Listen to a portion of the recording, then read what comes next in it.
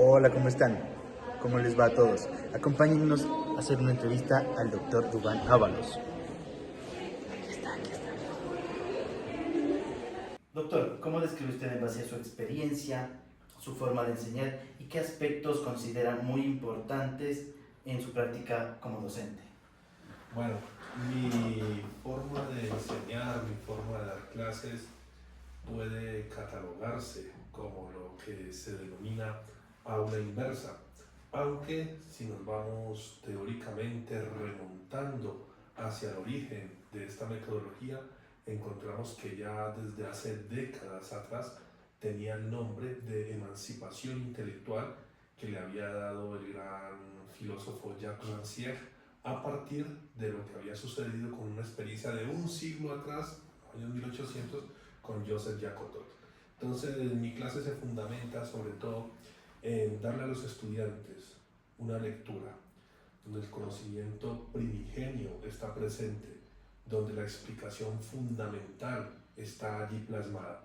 Y luego lo que hacemos en clase es generar una discusión y reflexión entre pares orientada por mí para que entre todos construyamos un concepto alrededor de esa explicación primigenia. Doctor, cuando usted realiza su planificación de clases, ¿qué elementos toma usted en cuenta para definir lo que sus estudiantes deberían aprender? Tomo en cuenta básicamente tres elementos. Deberían ser mucho más, pero siempre me quedo solo con tres. El primero es objetivo de la clase. ¿Qué es aquello que yo pretendo lograr con esa clase? Por supuesto que ese objetivo va a estar mediado también por el interés del estudiante, por las cosas convergentes que se presenten en clase de acuerdo a la realidad que se está viviendo y por situaciones inesperadas acerca de los intereses que puedan manifestar los estudiantes. Pero en la planificación está eso, el objetivo. Segundo, vamos a planificar metodología de mano de contenidos. Esos contenidos bajo qué metodología los voy a enseñar. Esos contenidos bajo qué manera van a ser explicados o van a ser desarrollados o van a ser trabajados o van a ser leídos o van a ser discutidos en clase. Y por último, la evaluación que viene con sus componentes de retroalimentación. De qué manera vamos a generar un proceso de evaluación que nos permite identificar dónde hubo falencias, dónde hubo resistencias, dónde hubo fricciones, que posteriormente, mediante ejercicios de retroalimentación, puedan ser resueltos favorablemente. Muchas gracias, es muy interesante abordar estos temas principalmente. ¿Qué le parece si para hacer un poco más interactiva esta entrevista, tenemos una bolsita con unas preguntas, usted toma la pregunta y le hacemos esa pregunta, ¿sí? Bueno. Sí.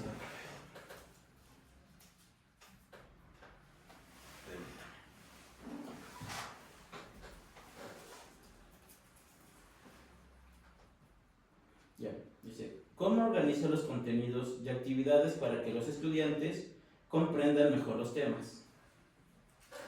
La organización de los contenidos, trato de acomodarlas y desarrollarlas de acuerdo a lo que yo manejo como lo que sería ir cronológicamente avanzando.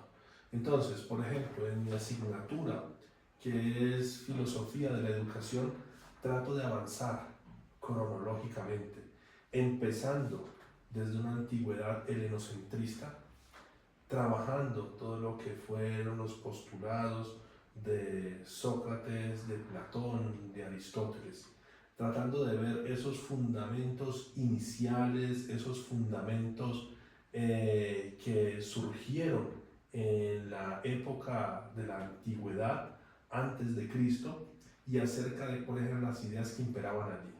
Posteriormente pasamos a un pensamiento medieval, luego pasamos a un pensamiento racional con Descartes, luego seguimos hacia filósofos como Nietzsche, luego avanzamos a filósofos como Michel Foucault, luego pasamos a nuevas tendencias como la filosofía de Byung-Chul Han, la filosofía de Giancarlo Savaloni con la pedagogía del Caracol. Y finalizamos con una propuesta decolonial. que nos muestra que toda esa construcción cronológica que realizamos en la clase no fue más que un discurso impuesto desde un eurocentrismo que nos indicó que la historia se contaba de esa manera. Entonces, los contenidos yo los organizo para que el estudiante aprenda y luego termine cuestionando todo lo que aprendió. Alguien podría verlo como un ejercicio improductivo, o sea, usted enseñó para que luego él vea que todo lo que enseñó no era válido o no era algo consistente. Sí, en efecto, pero mi propósito con este ejercicio no es tanto que el estudiante desbarate todo lo que aprendió, sino que haga ese ejercicio de crítica sobre todo lo que aprendió para que sobre todo aprenda lo más importante, que no es el helenocentrismo, que no es la filosofía cartesiana, que no es la filosofía secularista de Nietzsche, que no es la sociedad disciplinaria de Foucault, que no es ninguna de esas filosofías, sino que lo más importante es dejarle al final al estudiante una conciencia y capacidad crítica de lo que él sabe. Desde su experiencia, ¿qué cambios considera necesarios para mejorar la educación actual, considerando que estamos en una época ya muy moderna en la cual necesitamos que la educación sea revolucionaria y sobre todo tenga libertades para actuar y accionar en pro, eso sí, de todos los seres humanos? Yo creo que la principal revolución educativa, el principal avance educativo, la principal evolución educativa que nosotros podemos hacer es salirnos de las redes sociales, salirnos de la informática, salirnos de la inteligencia artificial y volver a estimular una educación fomentada en el pensamiento, fomentada en la creación, fomentada en el arte, fomentada en la capacidad de escucharnos a nosotros mismos y conversar entre nosotros.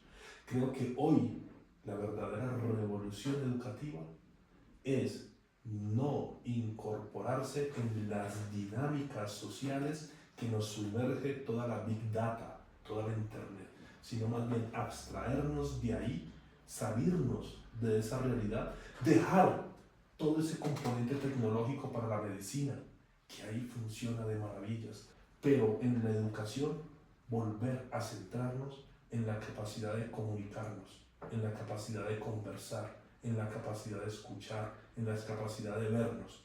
Creo que hoy la gran revolución educativa es volver a la palabra hablada, y eso implica hacerlo con lentitud, sin prisas, escuchándonos y sintiéndonos. Bueno, doctor, ¿qué estrategias utiliza para lograr que los estudiantes participen activamente en el aprendizaje? Mira, yo considero que el principio que debe regir nuestra labor educativa es permitir que ese estudiante se convierta en obra de sí mismo. Y permitir que ese estudiante se convierta en obra de sí mismo implica dejarlo en total y plena libertad para que él decida quién quiere ser. El trabajo nuestro es permitir que él sea lo que él desea ser. ¿Y cómo puedo lograr eso, compañeros? Que es a lo que apunta a la pregunta. Generando espacios de participación, generando espacios de retroalimentación, generando espacios de conversación, generando espacios donde ese estudiante se sienta convocado y llamado por sí mismo a aportar. En su experiencia como docente, ¿cómo aprenden mejor los estudiantes? ¿Escuchando, haciendo, reflexionando? ¿O de qué forma? En su experiencia, cuéntenos, ¿cómo usted percibe que el estudiante se desarrolla mucho mejor o se desenvuelve mucho mejor? Yo lo que creo, Osvaldo, es que no se trata tanto de el mecanismo que yo como docente utilice para compartir con los estudiantes una clase, sino que se trata sobre todo de los principios mediante los cuales yo maneje esa clase.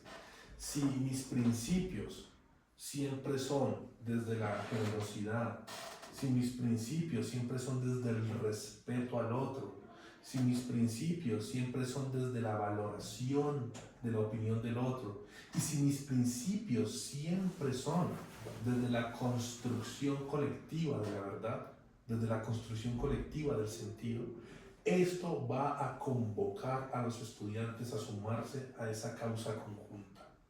Yo puedo traer la metodología STEAM, puedo traer la metodología de proyectos basados en problemas, puedo traer la metodología XYZ más innovadora, pero si mis principios son de que lo que dice el otro no vale para mí porque yo poseo el saber, si mis principios son de que al otro tengo que corregirlo para que lo que él piense se adecue a lo que yo pienso, por más mecanismos innovadores que traiga, eso no va a funcionar en la clase. Pero yo puedo simplemente sentarme en un jardín con los estudiantes a conversar. Y si mis principios son los que mencionaba inicialmente, voy a tener con ellos una sinergia y voy a tener con ellos un entendimiento que les va a permitir a ellos sembrar dentro de sí grandes dudas, grandes preguntas que los van a invitar a seguir indagando sobre ese conocimiento. Pues bueno, ahora sí para finalizar, doctor, quiero que dé un mensaje a los docentes, a las personas que nos estamos formando para docentes, cómo seguir ese proceso de educación revolucionaria y liberadora, aunque sean pocos, pero ya hacen la diferencia. Unos cuantos hacen la diferencia para ya de aquí en algunos años llegar a un cambio completo. Apreciados estudiantes, yo quiero que ustedes sean como los estudiantes que tuvo Joseph Jacotot. Estudiantes que él les entregó un libro y lo devoraron hasta acabarlo de manera minuciosa. Cuando un profesor mencione en clase a Jerome Brunner, lo que ustedes tienen que hacer es salir de clase a buscar en la biblioteca el libro de Jerome Brunner que mencionó el profesor. Cuando un profesor mencione en clase Skinner, toca salir de clase a buscar el libro de Skinner. Cuando un profesor mencione en clase X, Y, Z libro, hay que salir de clase a buscar esos libros y leerlos. El profesor debe estar mencionando esas fuentes de donde él bebe el conocimiento. Y si el profesor no está mencionando esas fuentes, por favor levantemos la mano y digámosle, profesor, ¿de qué libro ha sacado usted esa información? Porque me interesa y yo también voy a ir a buscarla. Doctor, muchísimas gracias. Muy interesante, muy amena esta conversación sobre estos dos fundamentos pedagógicos que nos ayudan a nosotros también a desarrollarnos como futuros docentes.